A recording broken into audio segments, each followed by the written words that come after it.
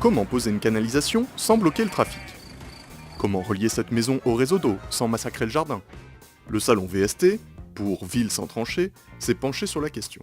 L'occasion de revisiter des techniques traditionnelles et de découvrir les dernières innovations du secteur. Mais cette année, la tendance, c'est quoi?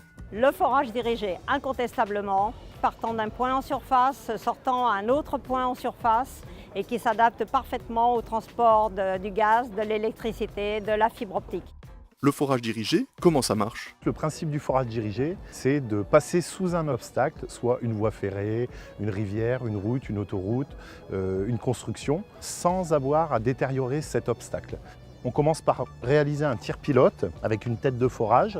Une fois ce tir pilote réalisé, on enlève la tête de forage et on met un aléseur. On accroche la conduite à cet aléseur et on met en place le tuyau apposé dans le fourreau. On évite les contraintes de perturbation de trafic, perturbation acoustique, moins de bruit. Et il y a une contrainte économique qui est indiscutable, c'est qu'on réalise le chantier en moins de temps qu'en chantier traditionnel.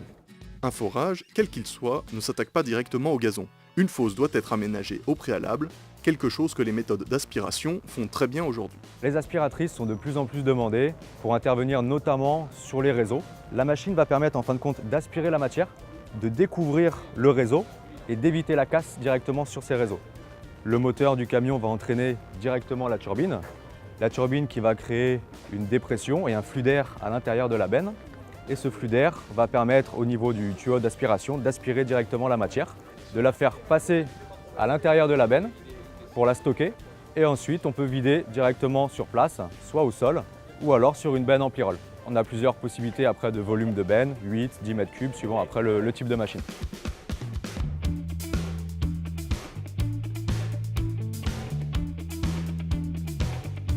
Enfin, un réseau, c'est de la maintenance. Les techniques sont nombreuses, inspection télévisée, gainage à l'eau et aux ultraviolets, ou encore réhabilitation par projection de mortier ou de résine polyurée. Le principe, c'est de nettoyer en fait les conduites qui ont été corrodées par le temps. On va, au préalable, avant l'application de notre résine, procéder à un nettoyage de la conduite par procédé de tringlage mécanique. Le but, c'est de redonner le diamètre initial de la conduite avant application et de débarrasser de ces impuretés.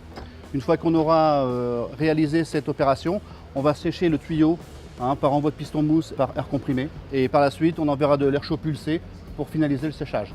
Une fois qu'on aura nettoyé cette conduite et séché cette conduite, eh bien, on va appliquer un revêtement de résine polyurée par projection. Donc on va utiliser ce genre d'outil. C'est une pièce qu'on met en rotation et qu'on nourrit de résine à vitesse constante pour une épaisseur voulue.